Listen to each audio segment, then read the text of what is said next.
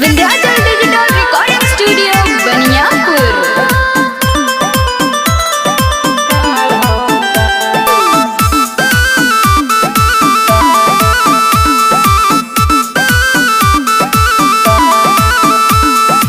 आइल बरतिया बारात लेके दूरे से झारता। अरे सुनो आइल बरतिया बारात लेके दूरे से झारता।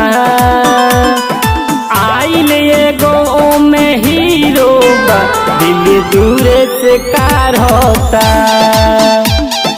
आइल एगो में हीरो बा दिल दूरे से कार होता।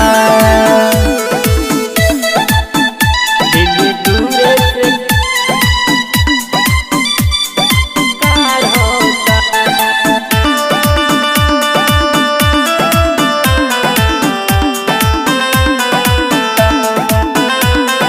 बाजोता बाजा डर लागे दादा कहीं ना दिलवा चुरा जाए।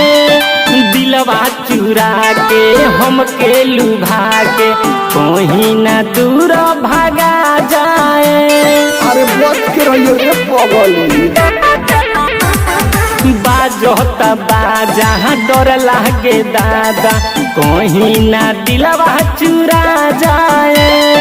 दिलवा चुरा के हमके लुभा के कहीं ना दूर भागा जाए। तोहरे भातार लेखा नाचता खाली हमरे पता कोता।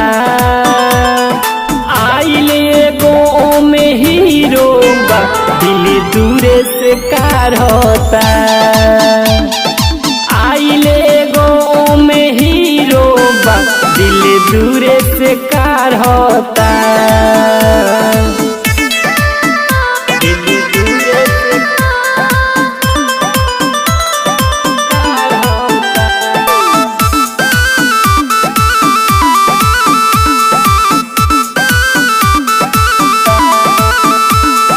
पेन्हले बटाई कोहे रसमलाई कोही के मनवा लो भावेला।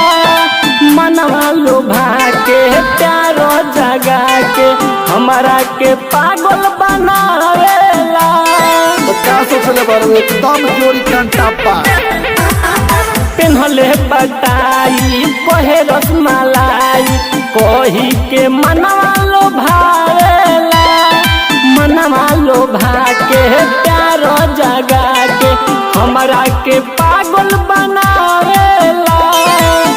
जे विजय जितेंद्र के खास लागो तो भाई बा। आइल एगो में हीरो बा दिल दूरे से कार होता।